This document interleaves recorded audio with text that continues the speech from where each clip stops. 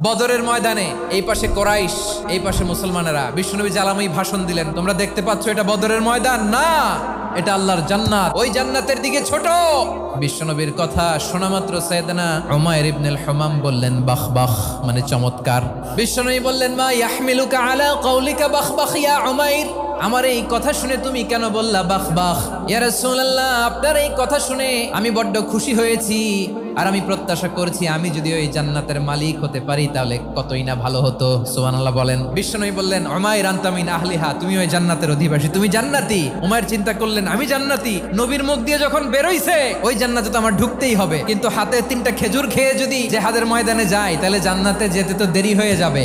এই চিন্তা আসা মাত্রই খেজুর 3টাকে তিনি ছুঁড়ে মারলেন, তলোয়ার বের করে আল্লাহু আকবার বলে বদরের ময়দানে ঝাঁপিয়ে পড়লেন। আল্লাহর শত্রুদেরকে কচুকাটা করে এক পর্যায়ে শাহাদাতের সুধা পেয়ে নিজেও জান্নাতি হয়ে গেলেন। পড়েন সুবহানাল্লাহ।